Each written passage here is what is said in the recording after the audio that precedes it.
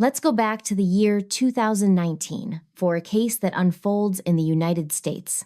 I've covered plenty of darkness, but this story reaches a level of cruelty that stands alone. The sheer calculation and cold-blooded manipulation involved here is enough to keep you awake at night. Jaime Rae Feden entered the world on April 13, 1986, just outside the suburbs of Pittsburgh. From her very first breath, Jaime had to fight battles most people can't even imagine, born with a rare congenital condition known as Vader syndrome. It wasn't just one issue. It was a complex web of birth defects impacting her spine, airway, esophagus, and kidney function. The condition severely stunted her growth, meaning she stood just 4 feet tall as a grown woman. It also meant her existence would always be tied to doctors, surgeries, and a lifelong need for assistance. Life dealt her another crushing blow when she lost her mother at the tender age of 11. Thankfully, her extended family stepped up to fill the void, with her aunt becoming her rock and managing her daily care.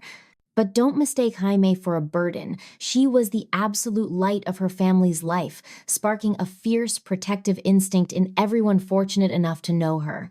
She was the emotional anchor of the household, particularly for her grandparents, who completely doted on her.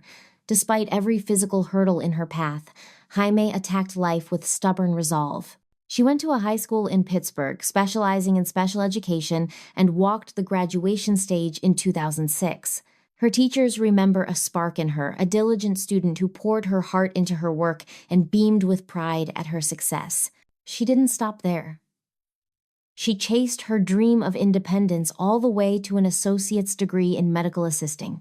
She eventually landed a job at a local senior care facility, helping residents with their daily routines. Her colleagues adored her gentle nature.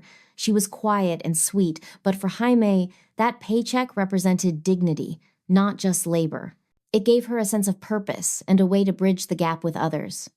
Outside of work, her world could be harsh. Her small stature and soft voice often drew unwanted stares from strangers. She hated the judgment, the way people looked at her disability before they looked at her, but she found acceptance among her friends, who knew her as an incredibly trusting and warm soul. Jaime was the type to find the silver lining in anyone, often blind to their darkness. Tragically, that beautiful capacity for trust would eventually become her greatest vulnerability. Looking back, it is heart-wrenching to see how that innocence was weaponized.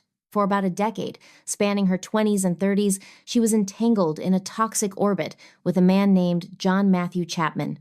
6 years her senior, John met Jaime through social circles linked to her school. While their connection grew, Jaime viewed it through rose-colored glasses, seeing a romance where none truly existed. She called him her boyfriend, dreaming of a future, but the feeling wasn't mutual. Still, she couldn't stop talking about him. When friends pressed her for details, she would just blush and claim they were working things out. But to everyone on the outside, the volatility of the relationship was a massive red flag. One horrifying evening, John brought Jaime to a bar to meet her friend, Lawrence. But there was no hiding the truth. Jaime showed up sporting 2 black eyes. Lawrence and the bar owner were livid, literally chasing John down the street to get him away from her. Yet, despite his cruelty and his constant leeching of her finances, Jaime refused to let go. She was convinced his love was real. She would tell anyone who would listen that they were plotting a fresh start, maybe even moving to a new city together. Her inner circle was terrified for her, knowing exactly what kind of predator he was. But the moment they voiced concerns, Jaime would jump to his defense. She would insist they just didn't know the real John. She forgave every lie and every broken vow, never realizing that, to him, she was nothing more than a tool. The reality was staggering. During their 10-year saga, John was living a double life, married first to a woman named Kelly Murray for 7 years, and later to Maureen Chapman during his final year of freedom. Born in 1980, Chapman remains a bit of an enigma. It is unclear if he actually had learning disabilities himself or if he just exploited that community to find vulnerable victims. His history is murky, but his ex-wife Kelly describes a textbook narcissist. He was a man who would look you in the eye and claim he was a CIA operative when he was actually just installing security cameras.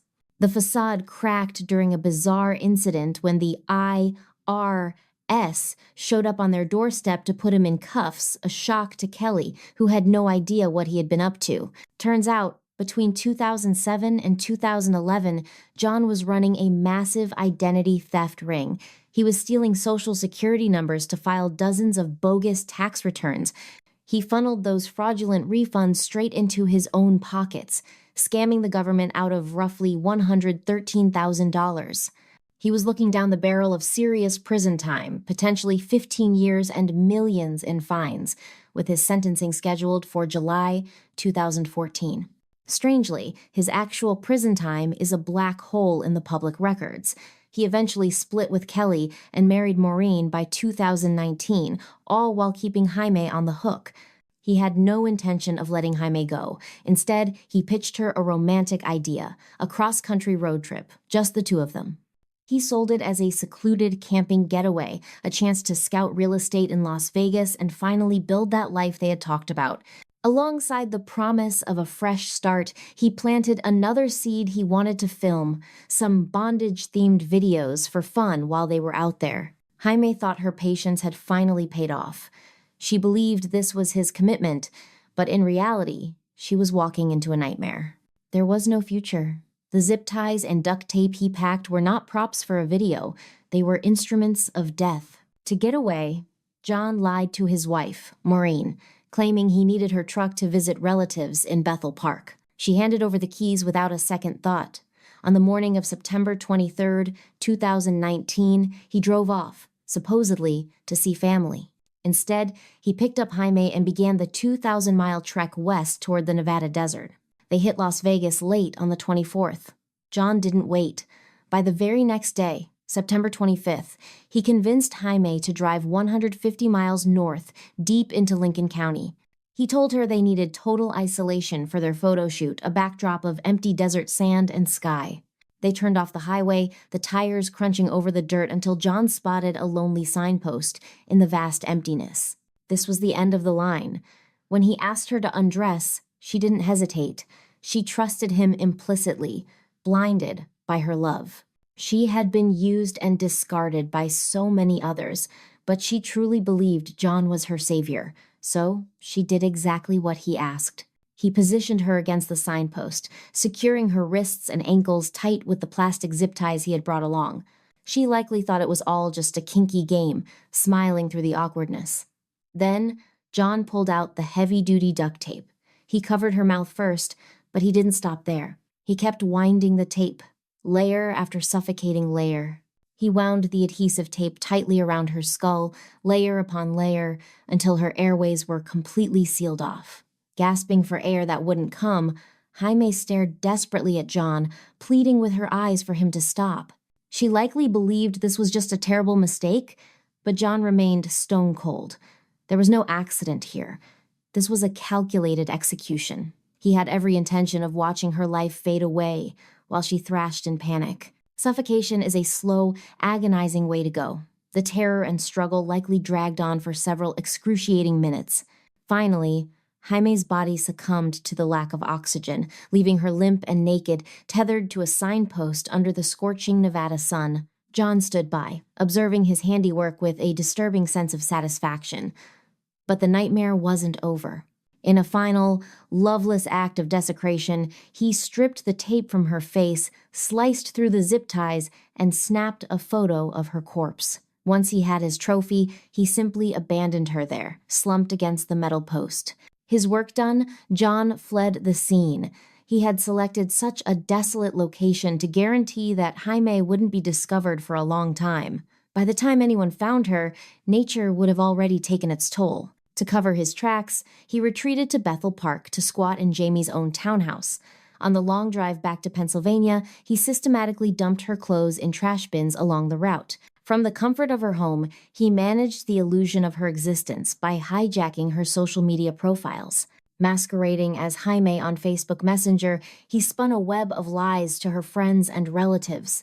It was a depraved charade. He typed out messages claiming she needed space and wanted to distance herself from them. He doubled down on this fiction, telling her family, "I don't feel like I belong in this family with the way you're treating me." These harsh texts were completely out of character for Jaime, raising immediate red flags for her loved ones. Meanwhile, John had seized control of her finances and started draining her bank accounts. John then rang his wife, Maureen, claiming he needed to extend his trip to help a relative, offering vague excuses about a family crisis. By early November 2019, Jaime's actual relatives were frantic. They hadn't laid eyes on her since September, and the digital messages felt wrong. Desperate for the truth, they set a trap. A relative sent a message via Facebook claiming a family member had passed away. If it were really Jaime, she would have been devastated and called immediately. Instead, the reply was cold and detached. "I'm sorry." When did he die? The response was too casual, void of any real grief. That was the smoking gun. The family knew for certain that an imposter was controlling the account. Terrified, Jaime's family asked law enforcement to conduct a welfare check at her home. Officers arrived on November 14th, but the house appeared empty. Neighbors reported that Jaime hadn't been seen in 2 months, though they had spotted a man resembling her boyfriend coming and going. Police knocked repeatedly, but met with silence. With probable cause established, officers breached the front door. Inside, they uncovered a treasure trove of incriminating evidence pointing directly to foul play and John's duplicity. Investigators discovered John's ID cards sitting right next to Jamie's laptop and cell phone. Even more damning, his murder kit, including rolls of duct tape and cable ties, was left out in the open. On November 15, 2019, detectives from the Bethel Park Police Department tracked John down effortlessly. The arrest was anticlimactic. He didn't fight, and he didn't lie. Once in handcuffs, John Chapman sang like a canary. He spilled every detail, admitting that in late September, he had tricked Jamie into traveling to Las Vegas. He confessed that he never planned a life with her. He described driving her deep into the desert wilderness under the guise of an erotic photo shoot. He recounted the grim specifics, binding her to a signpost with plastic ties, sealing her mouth and nose, and waiting. Detectives listened in horror as he described watching her die by inches. This wasn't a crime born of jealous rage or heated passion. For John, it was strictly business. He wanted her money. Around the same time, news broke that a body had been discovered in the Nevada desert on October 5, 2019. A father and his 8-year-old son had stumbled upon skeletal remains, still tied to a post in a remote canyon north of Vegas. Forensic analysis of dental records and tattoos positively identified the remains as Jaime. A multi-agency task force, including the FBI and local sheriffs, began compiling the case. A crucial piece of evidence came from John's own phone, a photo he took of Jaime, bound and helpless in the desert on September 25th. GPS data embedded in that photo placed John at the exact coordinates where the body was recovered. Financial records further cemented his guilt, showing withdrawals from her accounts after her death. The combination of physical evidence, digital footprints, and his own confession created an airtight case for premeditated murder. Further forensic analysis of John's devices revealed chilling search queries. On September 24th, the night they arrived in Vegas, he had searched for terms like dump, body, and Nevada. He had driven 2,000 miles with a woman who loved him, all while plotting her execution. In a bizarre twist, John asked to call his wife, Maureen. After being booked, he calmly informed her that he had killed a woman because he needed to. Maureen suddenly understood the depth of his double life, leaving her with a terrifying realization. Why? Then a memory surfaced. John had once tried to convince her to go to Nevada for a similar photo shoot. She realized she might have narrowly escaped the same fate. Was he planning to murder his wife as well? Despite the swift confession, the wheels of justice turned slowly. John was 39 when arrested in 2019, but he wouldn't face a jury until he was 44. The trial finally kicked off on April 22, 2024, in Las Vegas. It was a federal case scheduled for 2 weeks, but the evidence was so overwhelming that the jury didn't need that long. He was staring down a life sentence or potentially the death penalty. Prosecutors laid out the timeline. John lured Jaime cross-country with promises of a vacation and house hunting, only to bind her to a signpost and suffocate her with tape, leaving her to rot. The prosecution's case was mountain high, proving beyond a doubt that this was a deliberate, calculated act. John's defense team tried a desperate Hail Mary, arguing lack of intent. They had the nerve to claim the death was accidental, not premeditated. They tried to save him from execution by downplaying his intent, but it didn't work. On May 1st, after just 8 days, the jury convicted John Chapman of kidnapping and first-degree murder. On August 2nd, 2024, the judge handed down the sentence, life in federal prison with 0 chance of parole. Throughout the trial and sentencing, John remained emotionless. He offered no apologies and showed no remorse for snuffing out Jamie's life. Following the identification of her remains, Jaime's community rallied to celebrate her memory and grieve the horrific nature of her death. She was remembered as a resilient, kind-hearted spirit with a strong will. On February 15th, 2020, loved ones gathered at the Beinhauer Funeral Home in McMurray, Pennsylvania, to say goodbye. Jaime's story is one of the most gut-wrenching I've ever narrated. It is truly terrifying to see how easily the kindest souls can be targeted by the absolute monsters walking among us. The sheer cruelty of masquerading as her immediately after such a brutal murder is absolutely stomach-turning. Even now, John Chapman remains stone cold. He has never offered a single apology or shown an ounce of regret to Jaime's loved ones for the devastation he caused.